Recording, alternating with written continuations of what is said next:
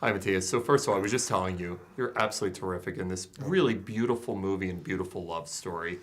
This is such a contained love story because we have two people who love each other but don't show that love, obviously, until the very end. Talk to me about telling this wonderful story and bringing it to life. Yeah, well, it's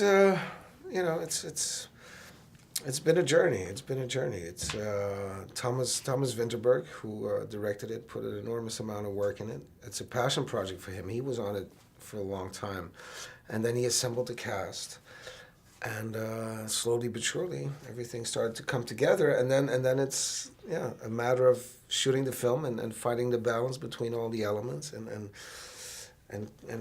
creating a kind of energy that enables everyone to get into a state of endless creativity and then make it happen. He's such a gentleman filled with pride and who's so dedicated to his work, and yet he carries this incredible love.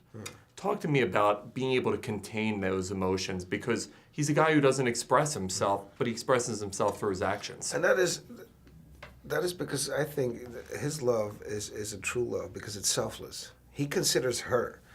It's like, where is she in her life? What does she need right now? And if her heart needs to be on another journey, then why would I, try to take her away from that? If that's what she needs to do, then that's where she needs to go to. And that is selfless, and that is something very admirable because it's not weak. He's not stepping away because he can't deal with it. No, and in her journey, he will always be her most honest advisor, most loyal friend, which is rare because he never gives her an advice that might manipulate her into his direction. He's always on the path of righteousness, and that's because I think he sees things in a greater perspective. One of the things I love is the beauty of this movie, the cinematography. Talk to me about shooting on a project like this and being in those surroundings. Well, it affects your energy, those kind of spaces, those views, those sounds, they affect your energy, your being, and therefore they affect your performance as well, of course.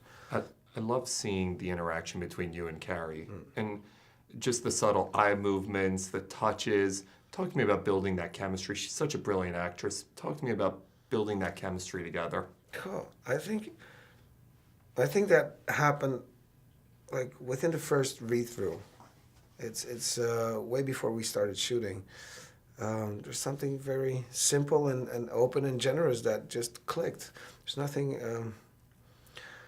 Well, actually, it is. You could call it mysterious, but it happens or it doesn't happen. You know what I mean? It's when you feel good around someone or you don't.